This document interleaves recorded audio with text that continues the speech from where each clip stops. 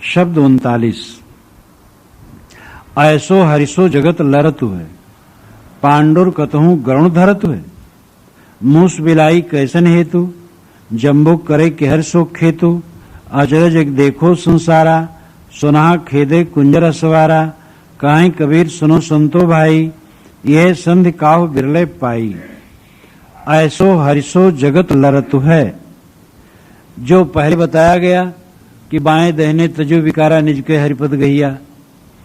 जो संत सारे विकारों से हीन है और अपने हरि स्वरूप में स्थित हैं, स्वयं वह हरि हैं, स्वयं परमात्मा हैं, ऐसे हरि से, ऐसे हरि स्वरूप संत से, ऐसे आत्मज्ञानी से जगत लड़त हुए। जगत के लोग लड़ते हैं क्योंकि वो देखते हैं भैया भजन वजन कुछ नहीं कर रहे हैं, न राम कहें, न रहीम कहें, न माला डोलावें, न मूर्ति पूजें, कुछो नहीं, पते नहीं चलते का भजन करते हैं।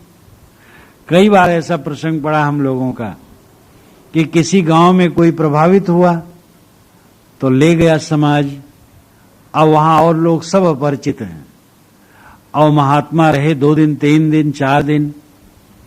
अब वो देखते हैं कि ये लोग बहुत पानी छानते हैं और बहुत कपड़ा साफ करते हैं और बहुत नहाते धोते हैं, सफाई बहुत रखते हैं, और चावल दाल साग सब्जी बहुत अमनिया करते हैं। ये कुल इनकी सफाई तो देखे और पाठ कर लिए, वैसे एक गा लिए और कथा प्रवचन कर लिए, भजन करते इनको नहीं देखे। और बैठे हैं कपड़ा ओढ़ करके, पता नहीं क्या कर रहे हैं, न राम कहे न रहीम कहे। ये भैया इनके भजन का पता नहीं चलते का मानत है का जानत है। तो इस प्रकार कई बार ऐसा प्रसंग पड़ता था, अभी भी पड़ जाता है। कहें भैया इनके भजन के पता नहीं चलता का करते हैं।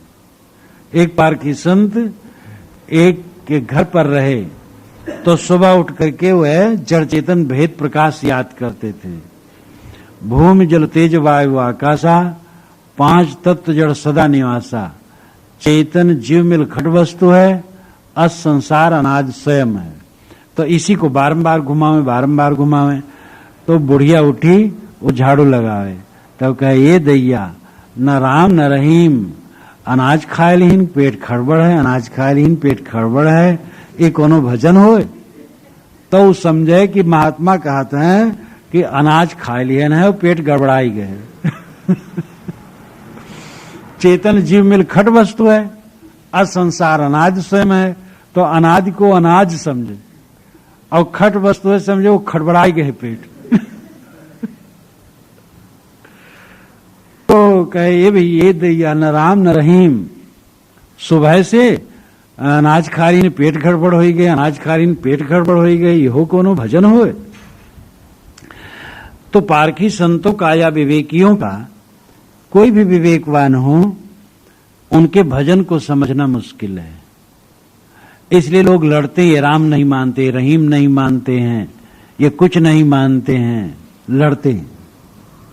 पांडुर कतहु गणु धरतु है। साहब कहते पांडुर कहीं गणों को पकड़ सकता, धरत नाम पकड़ना।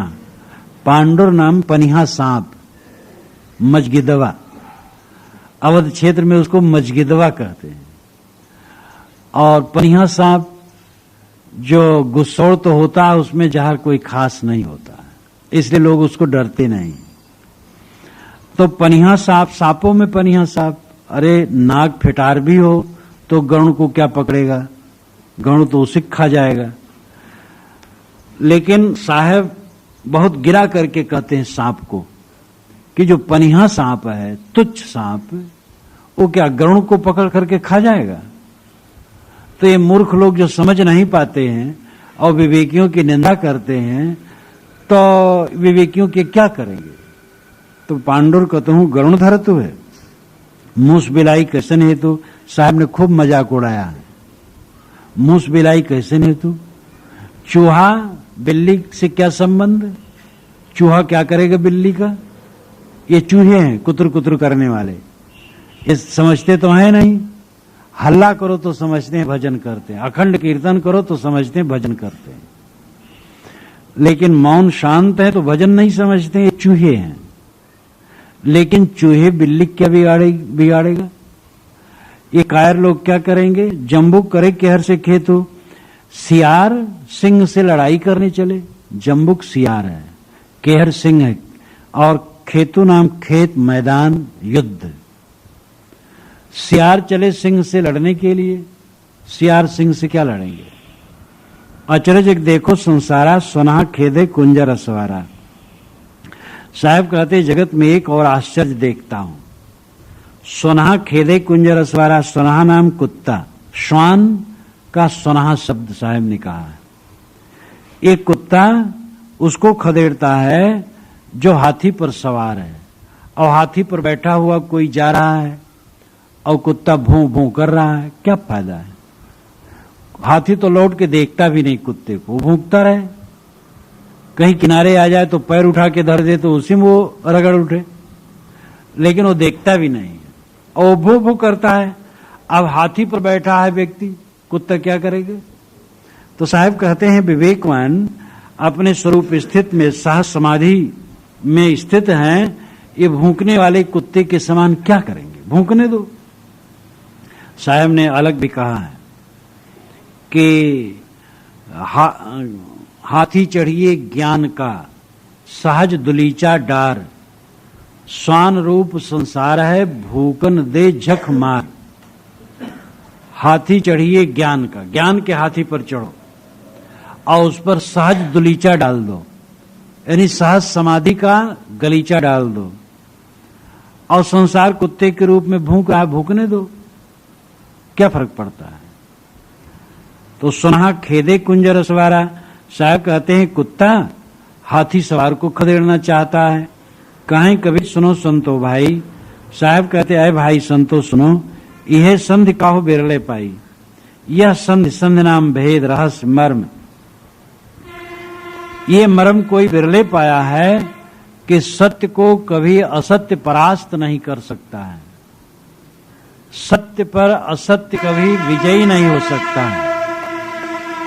सत्य सदैव सत्य रहेगा और असत्य असत्य रहेगा। सत्य मेव जयते नानतम, सत्येन पंथा विततो देवयाना, एना क्रमंत ऋषयो ह्याप्त कामा, यत तत्र सत्यस्य परमं निधानम। सत्य की विजय होती है, असत्य की नहीं, सदैव सत्य विजयी होता है। तो ये मर्म, ये भेद, ये रहस्य कोई बिरला जानता है कि सत्य को असत्य कभी गिरा नहीं सकता है। लेकिन ये कायर कुचर लोग, अज्ञानी लोग, बेसमझ लोग ऐसे हरि से, ऐसे परमात्म स्वरूप संत से लड़ते हैं और कहते हैं तो परमात्मा नहीं मानते हैं। जो परमात्म रूप है वो परमात्मा नहीं मानता, हो तो परमात्म रूप ही है। तो इस प्रकार साहब ने ये हरि प्रसंग में यहां तक हरि के विषय में खूब वर्णन किया और कहा हरि को जो अपना पति मानने वाले हैं या अंशी मानने वाले हैं वे ब्रह्म में हैं, हरि को जो बाहर मानने वाले हैं वो ब्रह्म में हैं। हरि तो निज स्वरूप ही है और जहां जहां गए हो अपन को खोयो। हरि के लिए तुम जहां जहां जाते हो अपन को खो देते हो और बाएं दहने विकार छोड़ दो, निस्वरूप ही हरि है, इसको समझो। और अंत में साहब कहे कि हरि स्वरूप संत ऐसे जो स्वरूप में स्थित हैं वे हरि स्वरूप ही हैं और उनसे जो लड़ने आते हैं वो बेसमझ हैं, वे कायर कूचर हैं। उनके लिए साहब पनिया सांप, चूहा, सियार, कुत्ता, ये सब मजाकिया शब्दों में उदाहरण देते हैं उनके लिए। और जो स्वरूपस्थ पुरुष हैं, स्वरूप में स्थित हैं, उनके लिए गरुण, बिल्ली, सिंह और हस्ती, बलवान पक्ष का उदाहरण देते हैं कि वे तो अपने स्वरूप में स्थित हैं, हरि रूप ही हैं और उनके लिए कोई कुछ कहे तो उसकी बेसमझी है। एक बार सालपुर के क्षेत्र में एक ने हमारे लिए कहा राम मिलन शुक्ल से कि अरे वे तो राम ही नहीं मानते हैं। तो उन्होंने डांट करके कहा वो स्वयं राम रूप है और राम मानने की क्या जरूरत है। मैंने कहा वाह भाई, शुक्ल जी ने बड़ा अच्छा उत्तर दिया। तो राम आपका स्वरूप ही है, आप समझो, बूझो, विकारों को छोड़ो, बस राम ही रह जाएगा। आप राम रूप हैं।